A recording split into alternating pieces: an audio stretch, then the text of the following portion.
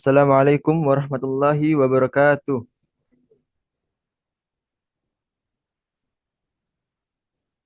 Ustaz,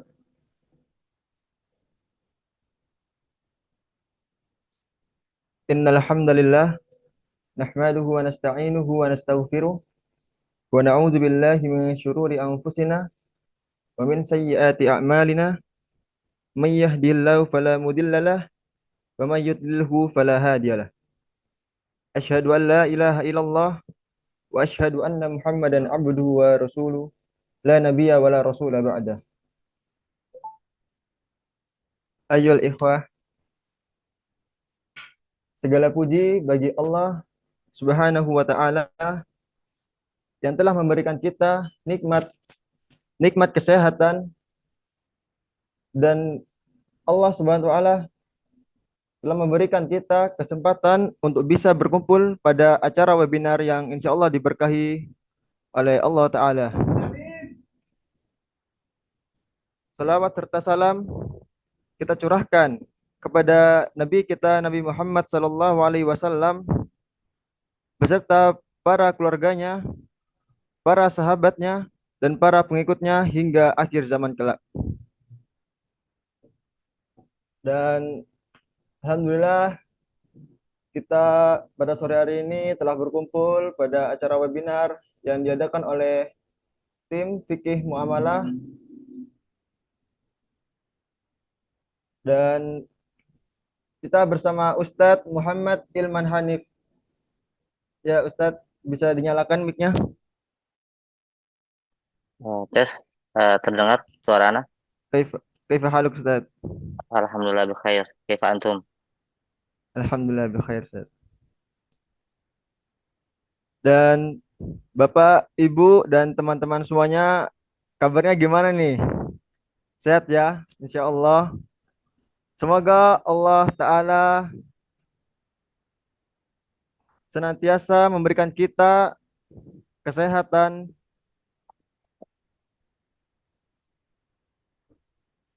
semoga Allah Subhanahu wa taala senantiasa memberikan kita kesehatan dan selalu diberikan kesempatan untuk bisa menuntut ilmu dimanapun dan kapanpun.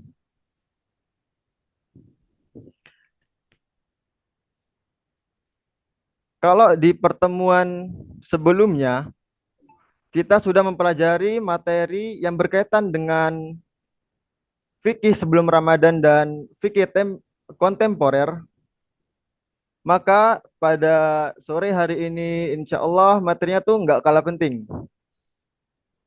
Maksudnya nggak kalah penting gimana? Terlebih pada kehidupan manusia yang tidak terlepas dari yang namanya transaksi jual beli.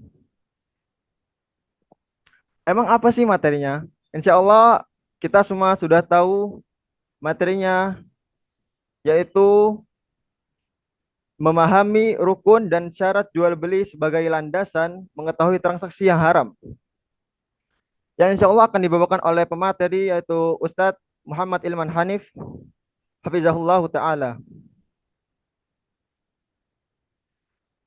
Izinkan kami menjelaskan latar belakang dari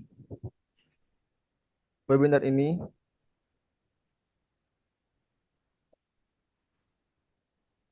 Kenapa materi ini tuh sangat penting? Di dalam kehidupan sehari-hari kita, kita tidak luput dari yang namanya transaksi. Maupun itu yang namanya jual beli, apalagi di zaman yang sangat berkembang ini, semakin banyak macam-macam jual beli yang mungkin dulu di zaman Rasul itu tidak ada. Seperti jual beli online di Shopee mungkin atau di e-commerce. Namun, apakah transaksi yang kita lakukan itu sudah benar atau sudah sesuai syariat atau belum? Atau justru termasuk transaksi yang diharamkan, yaitu riba. Nauzubillah min zalik. Oleh karena itu, webinar hari ini sangatlah penting dan agar kita bisa memahami syarat jual beli dalam Islam dan menerapkannya dalam kehidupan sehari-hari kita. Sehingga tidak ada rasa takut karena belum tahu ilmunya, maka bisa disimak baik-baik ya. Langsung saja, sebelum kita memasuki materi, izinkan Ana menjelaskan profil beliau, Ustadz Muhammad Ilman Hanif.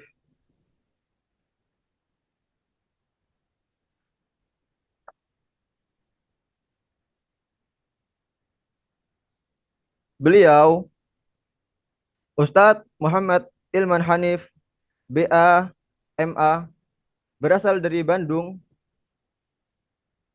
dan beliau berpendidikan pada Universitas Islam Madinah, S1 pada Fakultas Syariah, dan beliau melanjutkan studinya pada sarjana S2 Ekonomi Islam pada universitas yang sama, dan saat ini beliau melanjutkan studinya juga pada Fakultas Ekonomi Islam pada universitas yang sama, yaitu Universitas Islam Madinah.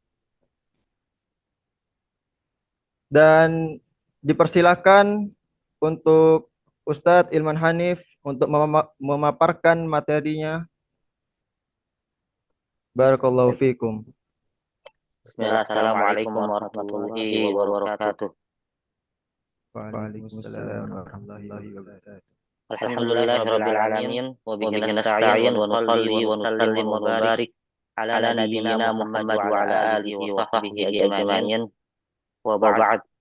Allahumma rabba Jibril wa Mikail wa Israfil fatir samawati wal ard alimul ghaibi wasyahadah anta tahkum baina ibadika fima kanu fihi yakhtalifun ihdina lima ikhtalafa fihi minal haqqi bi'idhnik innaka tahdi man tasha'u ila siratal mustaqim.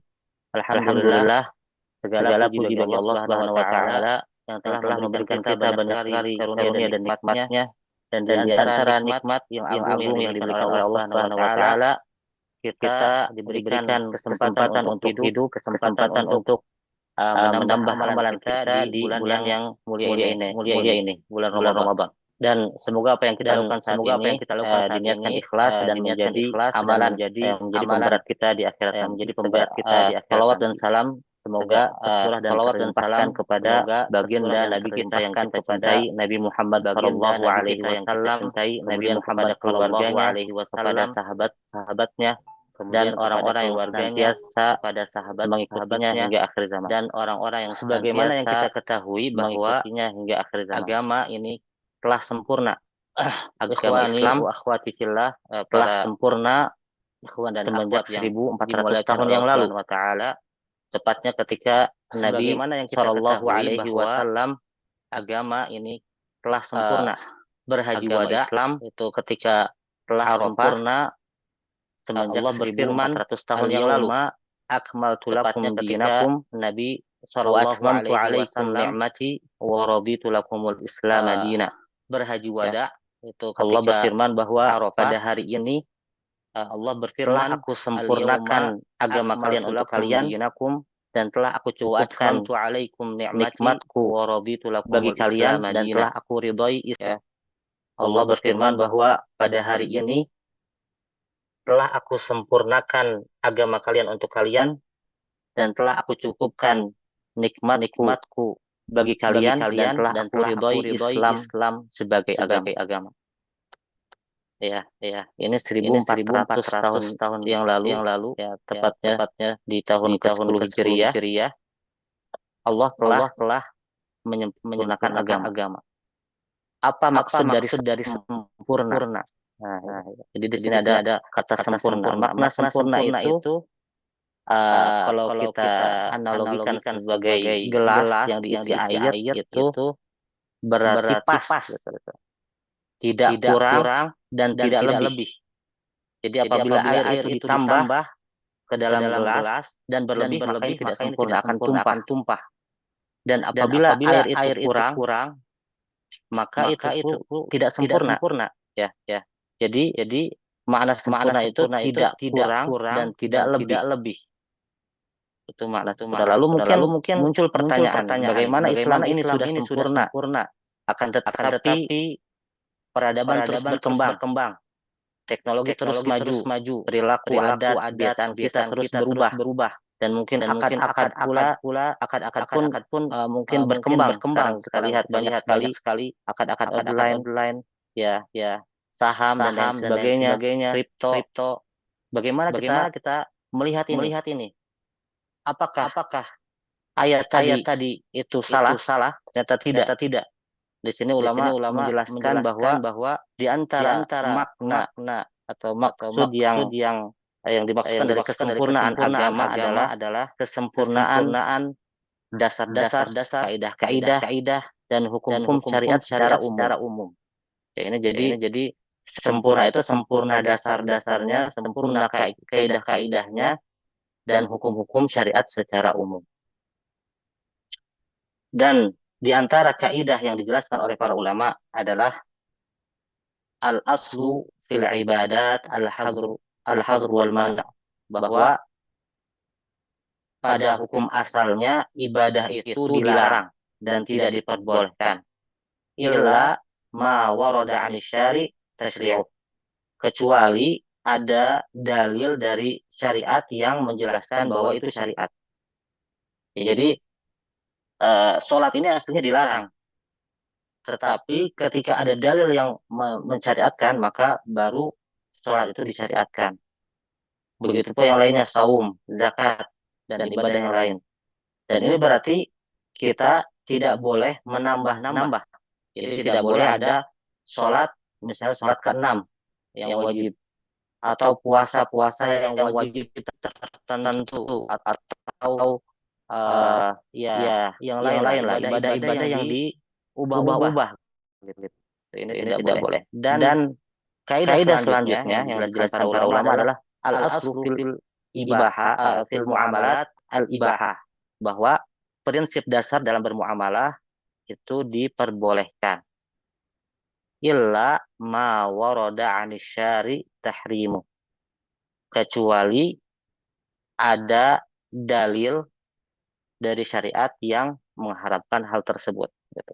Jadi dari kaidah ini kita paham bahwa pada asalnya itu diperbolehkan dan dihalalkan. Namun apakah dengan kaidah ini semua transaksi kita itu halal dan sah? Ternyata tidak. Ya, jadi transaksi menjadi halal, menjadi sah itu apabila terpenuhi rukun dan syaratnya. Ini yang pertama, landasan pertama itu terpenuhi rukun dan syaratnya.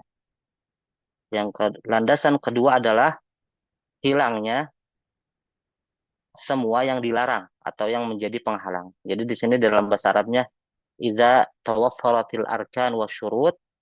Yang kedua adalah wantafat al-mawani', dan hilang penghalang atau hilang yang diharamkan.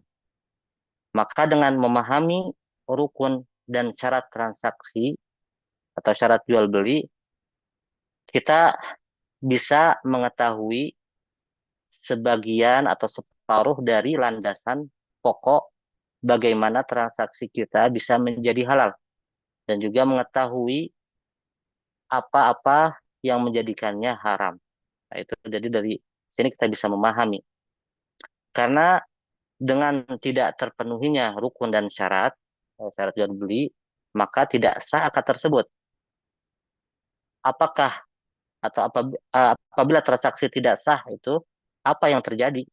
Yang terjadi adalah perpindahan barang kita ketika jual beli atau uang kita itu tidak diakui syariat. Ya, jadi di sini segala konsekuensi akad itu tidak berlaku. Jadi seakan-akan barang yang kita serahkan itu masih menjadi milik kita, dan uang yang diserahkan kepada kita itu menjadi milik orang yang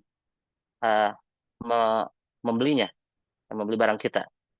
Dan di sini bisa menjadi dosa dan kezaliman gitu ya dari memahami ini.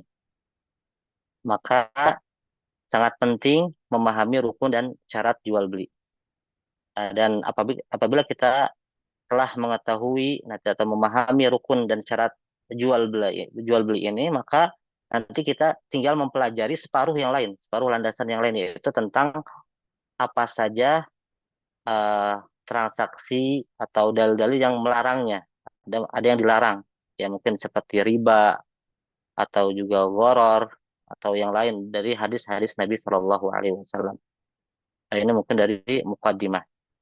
Dan ya kita seorang Muslim ini tentang jual beli eh, tidak terlepas dari aktivitas namanya jual beli. Maka dari itu kita wajib untuk mengetahui hukum-hukum yang berkaitan dengannya sebelum kita terlibat di dalamnya. Ya, sebagaimana eh, disebutkan dalam Kasyaful Qina bahwa ulama ini ijma, ya. Sungguh sebagian ulama telah menukilkan ijma bahwa tidak boleh bagi seseorang mukallaf, orang yang dibebani hukum untuk melakukan suatu perbuatan hingga ia mengetahui hukum Allah di dalamnya. Ini ijma konsensus, ya, sepakat para ulama. Dan juga kita juga tahu bahwa sahabat Nabi Umar bin Khattab radhiyallahu anhu pernah berkata, la yabi' fi suqina illa man qad tafaqqaha fid din. Yaitu janganlah berjualan di pasar kami kecuali orang yang telah memahami betul agamanya. Maksud di sini adalah memahami hukum-hukum transaksi dan lain sebagainya. Ya, ini dari pendahuluan mungkin kita nanti kita bahas setelah ini definisi jual beli, kemudian juga dalil pensyariatannya, dan rukun dan syarat. Ya, kemudian kita masuk ke definisi jual beli. Ya, jual beli itu kan dalam bahasa Arab itu dari ba'a yabi'u. Ya, secara bahasa ba'a ini itu adalah merentangkan tangan. Jadi ketika kita berjual beli itu kita eh, lebih umumnya itu merentangkan tangan kita, itu baik memberikan barang kita atau menerima uang. Itu dari asal katanya. Atau juga ada yang berpendapat bahwa dari bai'ah. Bai'ah itu adalah janji setia. Karena jual beli transaksi atau akad itu uh, seperti janji gitu ya. Bahkan ikatannya itu lebih kuat daripada janji. Itu akad gitu. Itu secara bahasa. Kemudian apa ta'rif atau definisi secara syariat? Secara syariat itu didefinisikan adalah mubadalatu malin, yaitu pertukaran harta, ya. Di sini pertukaran harta walau fi zimmah, walaupun berupa hutang. Jadi harta itu tidak hanya barang, tidak hanya uang, tetapi bisa jadi juga hutang. Jadi hutang yang ada di orang lain itu dinamakan harta. Au manfaah mubahah. Di sini ada kata manfaah. Jadi manfaah itu juga disebut harta. Ini definisi jumhur ulama. Jadi ada perbedaan pendapat di sini, walaupun Hanafiyah tidak menjadikan manfaat itu sebagai harta. Tapi kita yang lebih dekat adalah yang dijelaskan oleh jumhur ulama, dan ini diantara pengertiannya itu manfaat. Itu termasuk harta. Manfaat mubahah.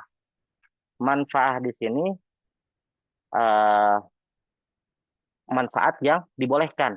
Jadi bukan setiap manfaat itu termasuk harta. Jadi manfaat misalnya uh, manfaat dari zina, zina ada manfaatnya, itu juga tidak mubahah, tidak dibolehkan, makanya tidak termasuk harta. Manfaat dari uh, musik, musik juga ada manfaatnya, itu juga tidak termasuk yang uh, dikategorikan sebagai harta. Mutlakon, ya di sini ada mutlak. Secara mutlak, maksudnya apa secara mutlak? Bahwa ada barang atau jasa atau yang lainnya itu yang dibolehkan ketika kondisi kebutuhan dan juga kondisi darurat. Contohnya kondisi kebutuhan itu seperti anjing, dikatakan para ulama. Anjing itu tidak termasuk harta, ya. Kenapa? Karena pembolehannya itu uh, ketika dibutuhkan gitu. Jadi anjing yang dibolehkan adalah anjing untuk menjaga rumah, anjing untuk uh, menjaga kebun, anjing untuk berburu, atau mungkin juga anjing untuk uh, sekarang yang dipakai polisi dan lain sebagainya itu dibolehkan, tetapi ketika ada kebutuhan maka ini tidak termasuk harta. Jadi kalau ada pertukaran di sini bayar untuk membeli anjing, maka di sini tidak sah karena bukan termasuk harta. Kemudian juga bukan pula dalam kondisi darurat. Darurat itu adalah ketika kita tidak memakai barang itu, maka kita akan mati. Kan? Jadi di sini misalnya bangkai. Bangkai adalah hal atau barang atau makanan yang dibolehkan ketika darurat. Bangkai, babi, homer. Nah, ini jadi tidak termasuk harta karena dibolehkan hanya ketika darurat. Ketika darurat kita boleh memakan ya sampai kita tidak sekarat lagi atau meminum sampai kita bisa hidup lagi. Itu dinamakan mutlaqan. Bimisli ahadihima, yaitu dengan harta yang serupa tadi, dengan harta baik barang, baik manfaat, baik hutang dan lain sebagainya yang sama yang seperti sebelumnya. Alat ta'bid ini artinya untuk selamanya, permanen gitu. Nah, di sini ta'rif di sini keluar darinya kalau tidak selamanya itu seperti pinjam meminjam, tidak selamanya. Kemudian sewa menyewa itu kan tidak selamanya. Kemudian juga ya dan lain sebagainya. Ini dijelaskan. Ghairu riba wa qard. Ya, bukan riba dan juga bukan pula qard atau tadi pinjaman. Riba di sini ada kelihatannya ada pertukaran, misalnya uang dengan barang, eh, tetapi pada hakikatnya adalah riba. Itu pengelabuhan riba. Di antara contohnya adalah bai'ul inah atau ya bai'ul inah itu adalah ketika kita menjual barang kepada orang lain dengan harga ya lebih tinggi ya secara tidak tunai. Ya misalnya mobil dijual kepada seseorang dengan harga 150 juta tidak tunai, kemudian dibeli lagi mobil tersebut oleh kita tunai dengan harga 100 juta. Ini dalam surahnya seperti pertukaran antara harta dengan harta. Padahal hakikatnya adalah seperti pinjaman gitu. Jadi dia sebenarnya meminjam 100 juta, harus dikembalikan itu 150 juta. Nah, itu jadi bukan termasuk riba dan qard. Ini dari ta'rif jual beli ya. Ya, semoga dipahami. Kemudian juga yang kedua adalah apa dalil pensyariatannya. Jadi uh, kita lihat gitu. Jual beli ini dibolehkan dengan dasar apa? Ternyata banyak.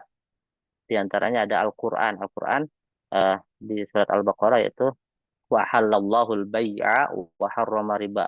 Dan Allah telah menghalalkan jual beli. Ini dalil pokoknya, dalil utamanya. Kemudian dari sunnah kita lihat juga banyak ada sunnah qauliyah perkataan Nabi Shallallahu Alaihi Wasallam, rahimallahu rajulan samhan idza ba'a wa idza ishtara wa idza qada, bahwa semoga Allah, ini Nabi yang bersabda, semoga Allah merahmati seseorang yang bertoleransi dalam menjual, dalam membeli dan juga dalam uh, membayar hutang. Itu dari sunnah. Juga kita lihat sunnah fi'liyah, sunnah praktek Nabi Shallallahu Alaihi Wasallam, bahwa Nabi Shallallahu Alaihi Wasallam berjual beli dengan Yahudi, dengan anak yatim dan dengan sahabat-sahabatnya. Disebutkan dengan Jabir membeli untanya dan lain sebagainya. Ini juga dalil bahwa jual beli dihalalkan. Kemudian ijma ulama konsensus bahwa sepakat ulama bahwa jual beli adalah dibolehkan, yaitu di antara dalilnya. Kemudian juga hikmah bahwa kita itu manusia membutuhkan barang yang ada pada tangan orang lain. Ya, kita tidak bisa memproduksi semuanya sendiri, baju, makanan dan lain sebagainya. Maka ini dibutuhkan jual beli. Nah, dan ini maka dibolehkan jual beli. Itu di antara dasar pensyariatan ini. Ya, ikhwan dan akhwat, ya kita masuk ke uh, inti di antaranya dengan mengetahui tentang rukun. Di sini rukun jual beli apa sih? Apa itu rukun? Ya, rukun itu mungkin dalam bahasa Indonesia adalah sering kita katakan tiang atau penopang gitu ya. Jadi kalau kita bayangkan bangunan itu ada tiang-tiangnya. Apabila tiangnya ini hilang atau roboh, rusak, maka eh, rumah tersebut akan roboh. Begitu pula kursi, kursi ada penopang-penopangnya. Apabila dari keempat itu ada satu, maka kursi itu tidak akan seimbang dan kemudian akan jatuh, gitu. Dan sama dalam agama juga sama, sering dianalogikan sebagai bangunan bahwa agama ini mempunyai rukun, rukun Islam gitu. Ada syahadat, ada sholat, ada zakat, puasa, dan naik haji. 5 rukun ini apabila orang atau seseorang meyakini bahwa tidak wajib dari salah satu di antara 5 ini, maka akan runtuh pula agamanya. Di sini akan dia tidak akan menjadi Islam lagi gitu. Itu di antara contohnya. Dan sama dalam jual beli. Jual beli ini memiliki rukun. Yang mana apabila rukun tersebut hilang atau tidak ada, maka tidak terjadi jual beli. Ya, ya di antara rukun jual beli adalah adanya, yang pertama adalah adanya pelaku akad. Ya, tidak bisa adanya jual beli kecuali ada pelaku akad, yaitu penjual dan pembeli. Ini pertama. Jadi adanya pelaku akad. Yang kedua adalah adanya objek akad. Objek akad itu baik berupa barang maupun uang atau harga yang dibayarkan. Harga ini nanti bisa barang lagi, ya seperti barter atau manfaat atau juga uang gitu. Ya bisa bisa bertukar-tukar dari sini barang dan harga ini. Kemudian adanya sigoh, ya sigoh. Jadi pelaku akad, objek akad ini tidak akan terjadi jual beli kecuali ada yang menghubungkan di antara kedua ini, yaitu dengan ada sigoh, ya lafad-lafad. Jadi kalau ada dua orang saja, dua orang, ada uang, ada barang, tapi tidak ada sigoh, maka tidak jadi jual beli. Satu misalnya mengambil dan satu lagi me, apa namanya menyimpan uangnya, itu juga eh, tidak terjadi jual beli, ya. Dan siroh itu ada ijab dan ada qabul. Ijab adalah lafaz yang keluar dari eh, apa namanya penjual, dan qabul adalah lafaz dari eh, pembeli, ya. Ya sebelum itu Anda jelaskan dulu bahwa sebenarnya rukun-rukun ini, jadi ada pelaku akad, objek akad, siroh akad ini itu dasarnya itu dari firman Allah Ta'ala, ya ayyuhalladzina amanu la ta'kulu amwalakum bainakum bil batili illa an takuna tijaratan antaradi minkum.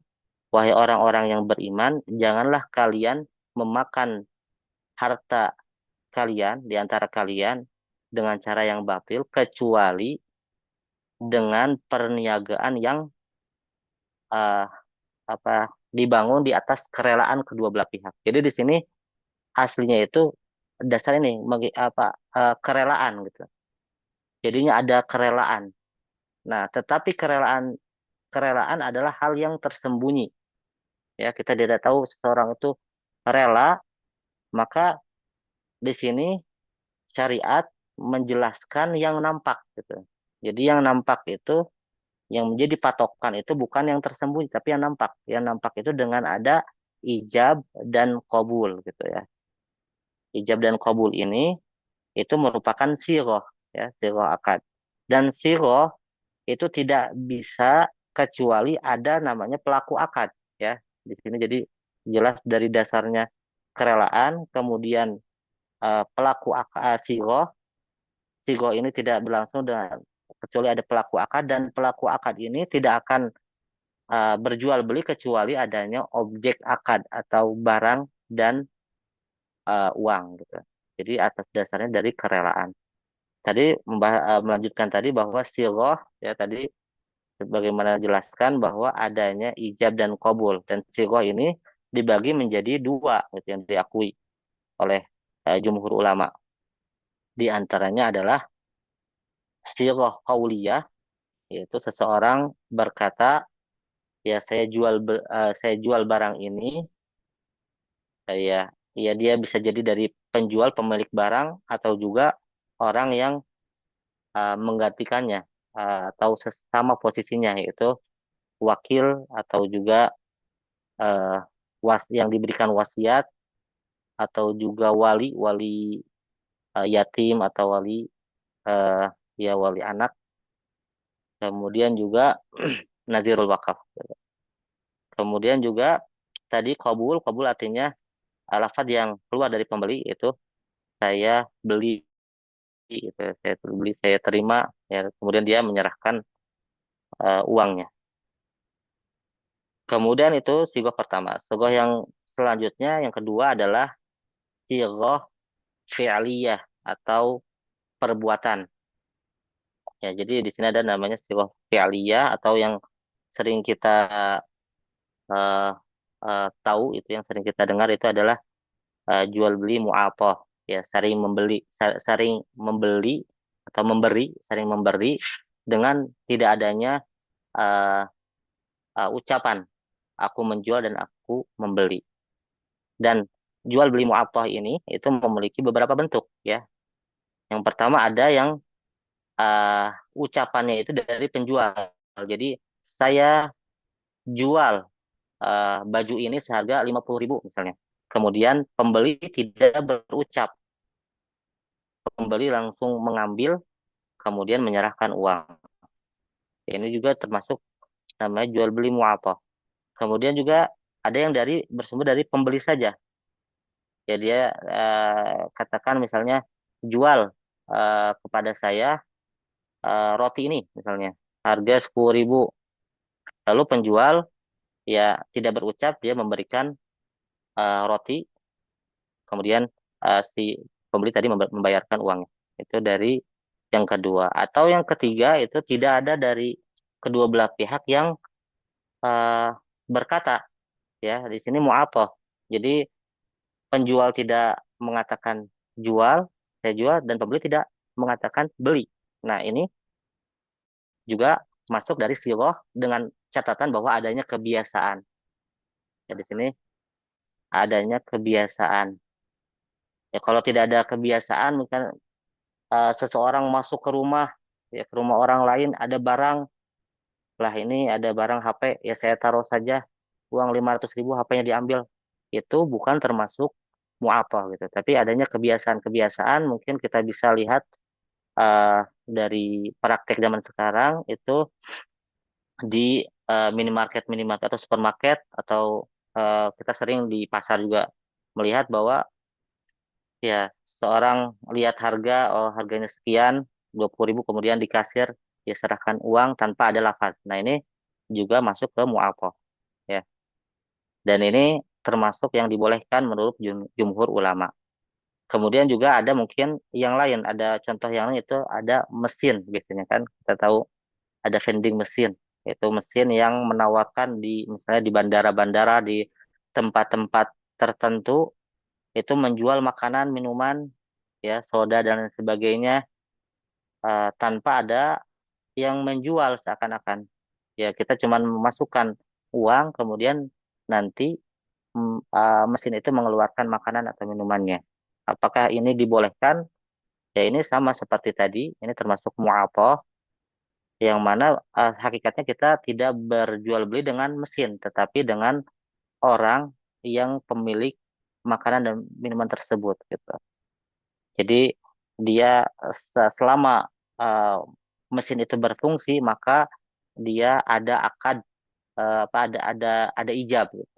Tinggal kita masukkan itu yang menandakan kita menerima hal tersebut, ya. Itu di antara rukun-rukun jual beli, ya. Kita telah memahami rukun jual beli. Kemudian kita masuk ke syarat-syarat. Kemudian apa sih syarat-syaratnya? Syarat sah jual beli. Ya, kita definisikan dulu syarat. Apa itu syarat? Syarat secara bahasa adalah dari bahasa Arab asyartu dengan sukun, ya. Asyartu jamaknya adalah syurut atau syara'id. Ya, dan ini maknanya itu adalah ilzamu syai' atau mengharuskan sesuatu, dan juga iltizamuhu yaitu komitmen terhadapnya. Ya, ini tadi asyartu, tapi juga ada biasanya asyarat, ya, dengan fathah. Fathah yang mana arti yang asyarat dengan fathah itu artinya alamah. Alamah itu adalah tanda, ya. Jadi asyratus sa'ah ini jamaknya asyarat asyrat gitu. Tadi asyartu syurut atau syara'id. Nah, di sini sebagian ulama membedakan seperti itu, ya. Dan ini pendapat yang kuat, ya. Kemudian apa definisi syarat secara istilah? Istilah adalah ma yalzamu min adamihil adam wala yalzam wala yalzamu min wujudihi wujudun wala adamu lidzatih. Jadi syarat secara istilah adalah sesuatu yang ketiadaannya itu mengharuskan ketiadaan, tetapi keberadaannya tidak mengharuskan adanya atau tidak adanya sesuatu. Bagaimana maksudnya? Nah, kita berikan contoh seperti syarat sholat. Ya, syarat sah sholat itu diantaranya adalah bersuci, ya, bersuci, wudhu, ya, termasuknya. Maka uh, wudhu ini adalah syarat sholat. Ketika wudhu ini tidak ada, maka sholat itu tidak ada. Ya, sholat itu tidak sah, ya, seperti tidak ada. Tetapi ketika seseorang berwudhu, maka belum tentu dia itu sholat, dan belum tentu juga dia tidak sholat. Itu pengertian syarat secara istilah. Ya, kita memahami di sini syarat. Kemudian apa syarat-syarat jual beli? Ya, di sini syarat jual beli disebutkan ulama ada 7, ya, 7 syarat. Dan 7 syarat itu dari mana mereka atau ulama ini mendapatkan hal tersebut? Yaitu dengan dalilnya adalah istiqro. Istiqro adalah uh, penelitian yang mendalam, ya. Jadi ulama melihat dalil-dalil, kemudian apa saja yang uh, menjadikan transaksi ini bisa berlangsung, kemudian diambil, ya. Mungkin kita kalau di Indonesia terkenal dengan metode induktif gitu. Jadi uh, hal-hal itu diambil menjadi kesimpulan, satu kesimpulan itu menjadi syarat, gitu. Istiqra. Dan apabila salah satu syarat ini tidak terpenuhi, maka jual belinya tidak sah, gitu. Yang sebagaimana yang dijelaskan sebelumnya, bahwa tidak sah itu berarti perpindahannya itu tidak diakui, ya, dan bisa menimbulkan kepada eh, hal yang haram, ya. Kita masuk ke syarat pertama. Syarat pertama, ya, di antara ini syarat utama, yaitu keridhaan, ya. Kedua belah pihak itu ridho, rela. Ya, rela ini artinya mukhtaron. Mukhtaron itu tanpa paksaan, ya.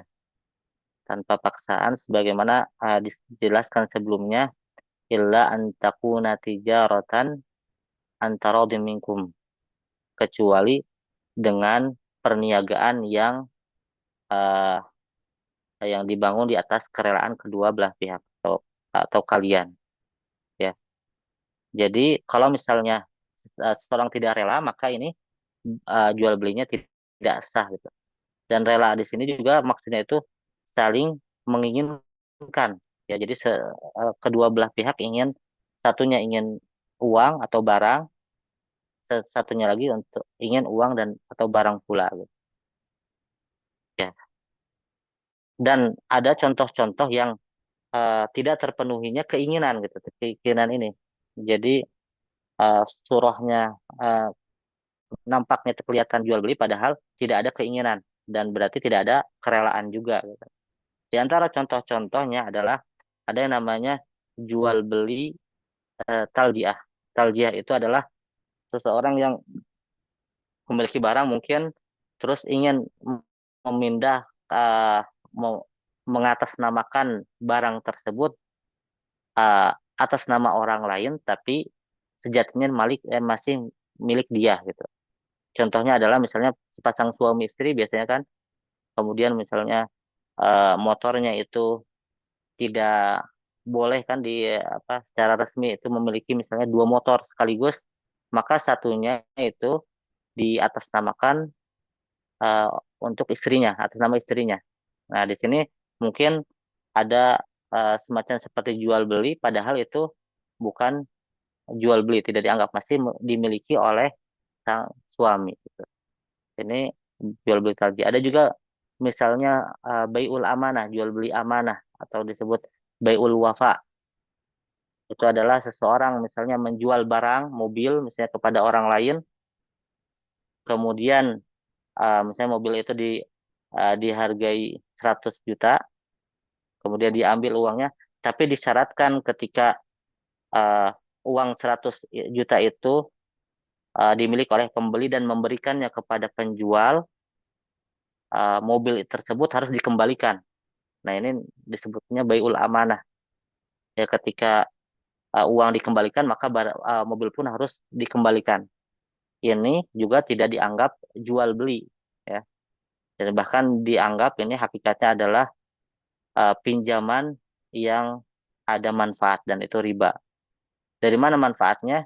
Yaitu seakan-akan seseorang itu meminjam 100 juta dan nanti manfaatnya itu adalah dari mobil. Mobilnya bisa dipakai selama dia belum mengembalikan uangnya itu. Itu diantara uh, jual beli yang tidak ada hilang keinginan di dalamnya. Kemudian juga ada contoh yang lain diantaranya adalah jual beli dengan sendaguro gitu. Bercanda kita jual beli maka itu juga tidak terjadi akad jual belinya. Itu diantara contohnya. Dan juga contoh yang lain adalah jual beli yang mana salah satu atau keduanya itu dipaksa. Nah, ini juga tidak sah jual belinya. Apabila seseorang dipaksa untuk menjual, dia tidak ada kerelaan, tidak ada keinginan, maka di sini eh, tidak sah jual belinya. Tetapi harus diberi catatan bahwa dipaksa ini dipaksa tanpa hak ya. Kalau misalnya dipaksa dengan hak, ya seperti dari pemerintah, gitu, karena misalnya dia memiliki hutang atau dia memiliki gadai, maka paksaan itu tetap berlaku dan jual belinya tetap sah. Gitu. Ini syarat pertama. Syarat kedua itu adalah eh, akad harusnya dilakukan oleh orang yang diperbolehkan untuk melakukannya sesuai dengan syariat. Yaitu kalau dalam bahasa Arab adalah jaizut tasarruf ya. Dan ini ditandai dengan syarat-syarat biasanya dia itu hur, dia itu merdeka. Dan berarti kalau budak itu tidak sah jual beli dengan budak. Kemudian juga mukallaf, dia bertanggung jawab ya diantaranya dicirikan dia itu balik dan berakal. Kemudian yang ketiga adalah ar-rasyid yaitu cakap dalam bertransaksi gitu. Jadi dia pintar, tidak mudah dibohongi dan lain sebagainya. Apabila ini tidak terpenuhi maka tidak sah berarti. Dengan anak kecil atau orang gila maka kalau kita jual beli tidak sah ya karena mereka tidak memenuhi eh, orang yang dibolehkan melakukan transaksi itu tasarruf. Akan tetapi dikecualikan dalam dua kondisi. Di antaranya yang dikecualikan adalah diizinkan oleh walinya. Ya, ketika wali mengizinkan anak kecil untuk bertransaksi, coba misalnya beli ini gitu diperintahkan, maka itu menjadi sah.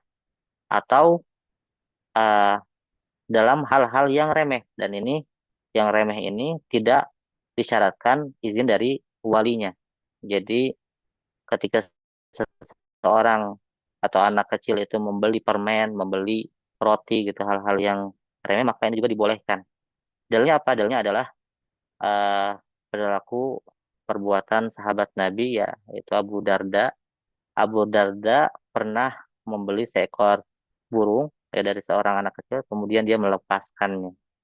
Nah, di sini ketika Abu Darda membeli itu berarti dia mengetahui bahwa itu juga ada di zaman Rasulullah dan ini sah gitu. Dan juga di antara dalilnya adalah hikmah dari tidak dibolehkannya anak kecil berjual beli itu khawatir hilang hartanya, dan pada hal-hal yang remeh ini tidak terjadi. Ini syarat yang kedua.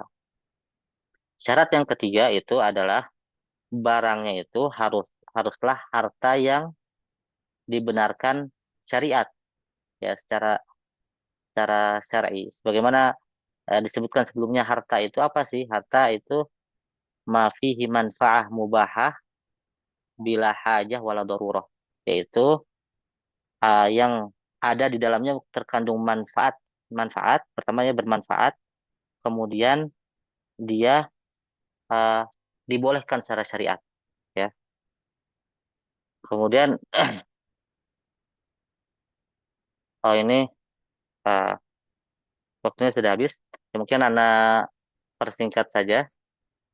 Ini syarat ketiga, harta ini uh, dibenarkan secara syariat, ya tadi. Kemudian juga yang keempat adalah haruslah barang tersebut dimiliki oleh penjual, dan juga uang dimiliki oleh pembeli. Ya, ini syarat yang ketiga. Yang keempat adalah eh, harus bisa diserah terimakan. Ya, kalau tidak bisa diserah terimakan maka tidak sah jual belinya. Itu syarat kelima. Syarat yang keenam adalah kedua belah pihak mengetahui barang atau uang barang. Jadi yang keenam, eh, barangnya harus diketahui sifat-sifatnya, berapa jumlahnya, dari mana, atau jenisnya apa gitu, dan lain sebagainya. Kemudian yang ketujuh adalah uangnya. Jadi uangnya juga harus diketahui, ya, diketahui uangnya berapa gitu, jenisnya apa gitu, agar tidak ada goror. Goror tidak jelas. Ini diantara yang dilarangnya jual beli karena harganya tidak jelas, ya. Jadi di sini ada jadi 7 syarat jual beli. Mungkin Ana ulangi lagi bahwa syarat pertama adalah adanya keridhaan, ya, kedua belah pihak. Syarat kedua adalah eh, yang melakukan akad itu yang dibolehkan, ya, jaizut tasarruf. Syarat yang ketiga itu adalah barangnya itu atau apa yang dijualnya itu harta yang dibenarkan syariat. Kemudian yang keempat adalah barang tersebut dimiliki oleh penjual atau uang juga dimiliki oleh pembeli. Kemudian barang itu dapat diserah terimakan, yang kelima. Yang keenam adalah dijelaskan, ya, dijelaskan barang tersebut, ya, bisa dengan ru'yah, dengan melihat langsung, atau dengan mensifati, ya, secara jelas juga bisa. Kemudian yang ketujuh adalah eh, harganya juga itu harus jelas berapa harganya, ya, tidak boleh misalnya seseorang eh, me- apa namanya menaruh koin gitu, kemudian kalau misalnya keluar gambar harganya 1 juta, kalau keluar angka misalnya jadi 800.000, kemudian dilempar gitu. Nah, itu kan tidak jelas. Nah, jadi harus diperjelas. Misalnya harganya berapa. Itu 7 syarat jual beli. Kita telah mengetahui rukun dan syarat jual beli, ya. Dan mungkin sebagai penutup, yaitu Ana mewasiatkan dengan wasiat Rasulullah Shallallahu Alaihi Wasallam kepada Ka'ab ibn Ujrah. Ya, dikatakan bahwa ya Ka'ab ibn Ujrah, innahu la yarbu lahmun nabata min suhtin illa kanat naru awla bih. Wahai Ka'ab ibn Ujrah, sesungguhnya tidak tumbuh neraka lah yang berhak atasnya. Ya. Dan kita ketahui bahwa eh, sahabat paham dengan ini. Ya, dikisahkan bahwa Abu Bakar radhiyallahu anhu memiliki budak, dan budak tersebut itu biasa memberikan penghasilannya kepada Abu Bakar, ya, dan sering ditanya oleh Abu Bakar, dari mana harta ini? Apabila dia halal, maka Abu Bakar memakannya gitu. Tetapi suatu ketika budak tersebut menyerahkan hasilnya, kemudian Abu Bakar tidak menanyakannya, lupa atau bagaimana gitu. Dan budak tersebut ya terheran, kemudian menanyakan ke Abu Bakar, wahai Abu Bakar, tahukah kamu apa yang aku berikan kepadamu itu dari mana sumbernya? Ya, kemudian Abu Bakar menanyakan hal tersebut. Kemudian dikatakan bahwa kata-kata budaknya itu, sesungguhnya dahulu aku pernah meramal, dan aku tidak pandai meramal sebenarnya. Jadi cuman tebak-tebakan saja. Kemudian ternyata orang yang diramal tersebut benar gitu. Maksudnya ramalan itu terjadi gitu. Kemudian eh, diberikanlah uang dari ramalan tersebut gitu. Jadi di sini ada upah dari meramal. Nah, ini kan diharamkan. Maka Abu Bakar satu langsung memasukkan tangannya ke mulutnya dan memuntahkan semua yang ada di perutnya. Ya. Subhanallah. Ya, ini sahabat Nabi melakukan demikian itu tidak lain tidak bukan beliau mengetahui konsekuensi dan dampak memakan harta yang haram. Maka kita meminta kepada Allah Subhanahu wa taala untuk difahamkan agama ini dan dijauhkan dari hal-hal yang haram, dan bisa untuk terus-menerus melaksanakan apa yang diperintahkan oleh Allah Subhanahu wa taala.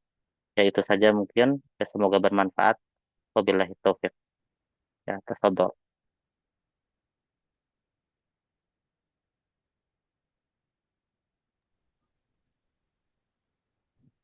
Alhamdulillah. Terima kasih kepada Ustadz Ilman Hanif yang telah menyampaikan pemaparan materi yang cukup rinci, dan semoga kita bisa mengambil ilmu dari webinar sore hari ini. Sebelum memasuki sesi konsultasi dan pertanyaan, kami ada info menarik nih bagi para peserta webinar yang hadir di sini. Ada hadiah bagi 3 peserta yang aktif melalui kuis, posting resume atau faidah dari kajian dari IG Story, dan pemenang akan diumumkan pada hari Ahad tanggal 16 Maret tahun 2025 pukul 9 waktu Indonesia Barat, melalui dan pengumuman tersebut melalui Instagram. Ana ulang ya, ada hadiah bagi 3 peserta yang aktif melalui menjawab kuis, posting resume atau faidah dari kajian di Instastory Instagram, dan pemenang akan diumumkan pada hari Ahad tanggal 16 Maret 2025 pukul 21 atau 9 malam waktu Indonesia Barat via Instagram. Syaratnya mudah nih, insya Allah. Pastikan seluruh peserta memfollow akun kita, akun kami, untuk mendapatkan informasi yang lebih lanjut. Dan insya Allah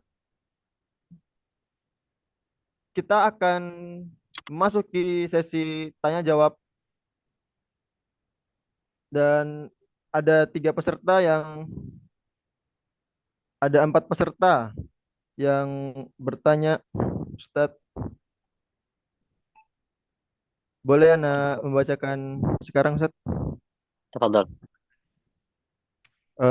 Pertanyaan pertama ada, Ustadz, bagaimana hukumnya jika kita meminjam uang dari saudara, lalu beliau bilang nggak usah dibayar, alias uang tersebut untuk hadiah untuk kita. Tapi kita tahu mata pencaharian saudara kita itu tidak jelas kehalalannya. Nah, itu bagaimana Ustadz hukumnya? Iya, ini termasuknya adalah ibro. Ibro itu adalah eh, hutang itu dibebaskan gitu. Dan ini termasuk di dalam hadiah ya. Jadi ini termasuk dalam hadiah dan tinggal dilihat hadiah apakah hadiah yang diberikan dari orang yang eh, tidak tahu sumbernya dari mana dibolehkan ya. Para ulama menjelaskan bahwa apabila hadiah tersebut kita tahu ainnya itu dari hal yang haram, misalnya seseorang baru saja mencuri kemudian memberikannya kepada kita, maka ini tidak dibolehkan ya. Jadi ada orang mencuri lalu harta tersebut diberikan kepada kita, maka ini tidak dibolehkan. Akan tetapi apabila kita tidak tahu ini sumbernya sebenarnya dari yang halal atau yang haram, sementara orang tersebut memiliki penghasilan yang halal dan juga penghasilan yang haram, maka di sini dibolehkan gitu. Ya, wallahu alam di sini yang jelas adalah kalau misalnya tidak diketahui dan sumbernya itu ada dua, maka dibolehkan. Wallahu taala alam.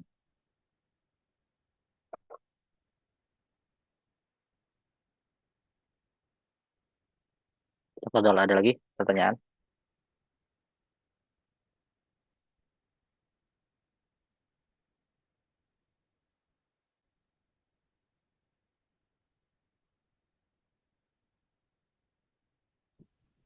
Cek, Bismillah. Bagaimana hukum pendapatan sebagai teknisi mobil di dealer modif mobil yang mana umumnya sering terjadi transaksi riba di dealer tersebut? Apakah termasuk pendapatan yang mengandung riba? Nah, itu bagaimana Ustaz? Ah, apabila dia bekerja pada sesuatu yang aslinya haram gitu ya, aslinya halal. Jadi dia tidak berkaitan langsung dengan transaksi tersebut, tidak menjadi syahidnya, ya, tidak tidak orang yang bertransaksinya, bukan pula orang yang menulis, ya, tetapi dia memang pekerjaannya halal gitu, dia memperbaiki mobil tersebut dan lain sebagainya, maka wallahu alam eh, pendapat yang dekat adalah dibolehkan gitu, dibolehkan karena dia tidak bersinggungan langsung dengan transaksi tersebut dan juga dalam transaksi tersebut itu ada mungkin yang memakai apa namanya kredit riba, ada juga yang cash gitu kan, juga mungkin ada yang kredit dengan uang sendiri gitu, dengan bank-bank syariah misalnya kan, itu berarti dibolehkan gitu. Jadi di sini uh, insya Allah dibolehkan. Allah taala alam.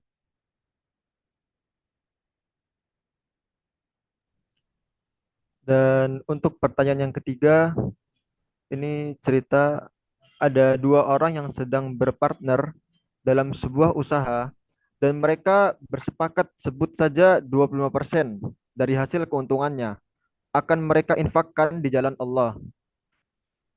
Kemudian salah satu tujuan utama kedua orang ini dalam berusaha adalah sama-sama untuk membayar hutang orang tua mereka apabila mereka telah mendapatkan keuntungan dari usaha tersebut. Apakah Dan pertanyaan itu, apakah kesepakatan menginfakkan 25% di jalan Allah tersebut boleh dikeluarkan untuk melunasi hutang orang tua mereka? Atau 25% itu harus dikeluarkan dalam bentuk kemaslahatan umat tanpa spesifik kepada hutang orang tua. Nah, itu bagaimana, Zat? Atau perlu Anda jelaskan lagi? Saya ulang-ulang. Jadi, ada dua orang yang sedang berpartner dalam sebuah usaha dan mereka bersepakat dengan 25% dari hasil keuntungannya ini akan mereka infakkan di jalan Allah. Kemudian salah satu tujuan utama kedua orang ini dalam berusaha adalah sama-sama untuk membayar hutang orang tua mereka. Dan apabila mereka telah mendapatkan keuntungan dari usaha tersebut, apakah kesepakatan menginfakkan 25% di jalan Allah tersebut boleh dikeluarkan untuk melunasi hutang orang tua mereka, atau 25% itu harus dikeluarkan dalam bentuk kemaslahatan umat tanpa spesifik kepada hutang orang tua? Gimana, Ustaz? Apabila yang dimaksud adalah mensyaratkan tersebut bukan nazar, ya. Jadi bukan nazar maksudnya mereka berdua menginginkan hal tersebut, maka ini kan dia ingin untuk eh, menginfakkan, memberikan, ya, memberikan baik itu hadiah, infak atau yang lainnya. Maka hadiah, infak dan yang lainnya itu apabila diikat itu tidak tidak lazim, tidak wajib, ya, tidak wajib kecuali telah diberikan. Jadi uang tersebut kalau belum diberikan maka apa yang disyaratkan atau diinginkan tadi tidak menjadi wajib. Tetapi ketika diberikan uang itu kepada orang lain maka sudah tidak bisa diambil lagi. Maka di sini yang 24% tadi walaupun tadi pertamanya sudah ada keinginan dan lain sebagainya maka tidak wajib sebenarnya dia mengeluarkan, ya. Dan berarti kalau tidak wajib ya boleh dipakai untuk diri sendiri maupun untuk yang tadi orang tuanya. Jadi di sini eh, tidak mengapa, berarti tidak mengapa untuk memberikan kepada orang tuanya ataupun yang lainnya gitu. Tetapi kalau itu adalah nazar, nazar berarti mewajibkan sendiri kepada dirinya sendiri atau keduanya, maka itu harus ditepati. Dan infak itu, Allah alam, eh, ya tidak lebih baik tidak kepada orang-orang terdekat kita, ya. Infak maksudnya eh, infak secara umum ya kepada orang lain, ya lebih baik tidak kepada orang-orang terdekat kita. Ya, Afwan, ini maksud yang tidak itu zakat. Tapi kalau infak eh, boleh juga disalurkan kepada kerabat kita. Allahu a'lam. Jadi intinya insya Allah kalau ini masih dibolehkan. Dan untuk pertanyaan yang terakhir, insya Allah tentang pertanyaan hutang piutang, Ustaz. Sebut saja si A ini berhutang kepada si B sebanyak 1 juta. Kemudian catatan hutangnya ini hilang dan baru ditemukan setelah 25 tahun mendatang. Dan apabila dikembalikan dalam jumlah 1 juta dan B merasa dirugikan karena ukuran uang 25 tahun yang silam itu merupakan jumlah yang sangat besar, bila dikalkulasikan dengan nilai uang sekarang 1 juta itu tidak berarti apa-apa. Nah, apakah dibenarkan bila kalkulasinya itu dikonferensikan dengan harga emas? Karena harga emas 25 tahun yang lalu hanya 60 ribuan per gram. Sedangkan untuk saat ini harga emas per gram 1 juta lebih. Sedangkan untuk saat ini harga emas itu per gramnya 1 juta. Nah, apa perlu anak ulang Ustaz ya? Sudah paham, Bang.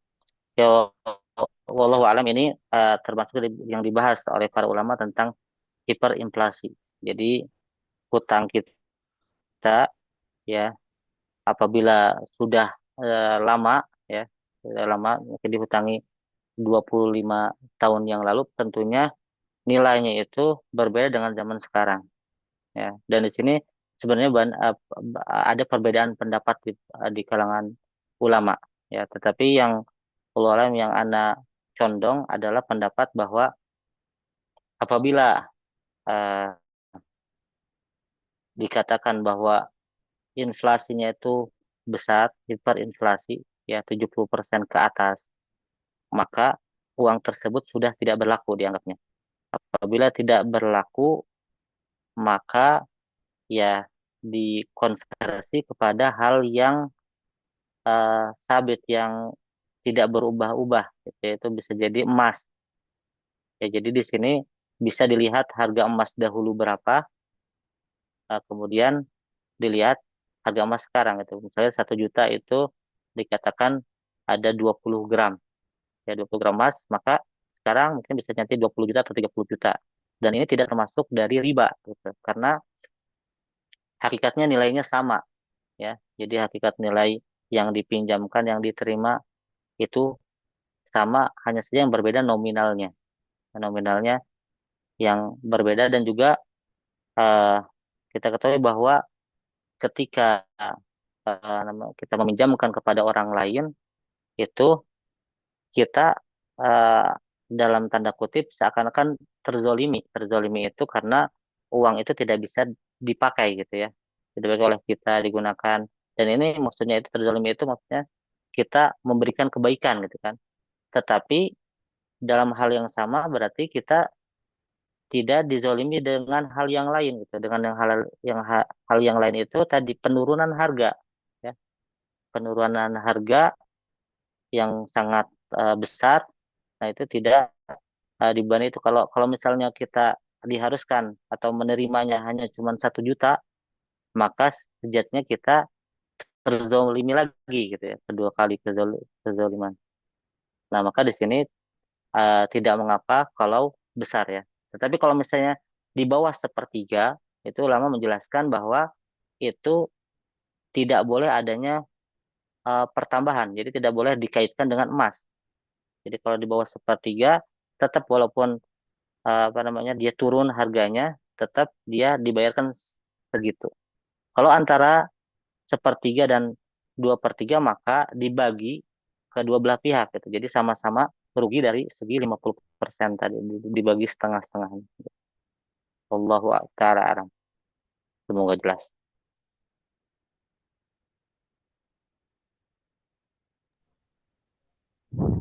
Syukran jazakumullah khairan Ustaz Ilman Hanif telah menjawab pertanyaan-pertanyaan para peserta, dan mari mengapresiasikan diri kita. Semoga ilmu yang kita dapatkan hari ini bisa kita amalkan dalam kehidupan sehari-hari. Dan jangan lupa untuk mengikuti acara webinar sesi selanjutnya bersama Ustadz Khairul Fatani dengan membawakan materi pembagian harta waris dalam Islam. Dan pastinya ada sesi konsultasi dan tanya jawab juga. Dan semoga kita diberikan kesempatan untuk bisa menuntut ilmu dalam bulan suci Ramadan dan bulan-bulan yang lainnya. Amin amin ya rabbal alamin. Mari kita tutup acara webinar pada sore hari ini dengan bacaan doa kafaratul majelis. Subhanakallahumma wa bihamdik asyhadu an la ilaha illa anta astaghfiruka wa atubu ilaik. Assalamualaikum warahmatullahi wabarakatuh.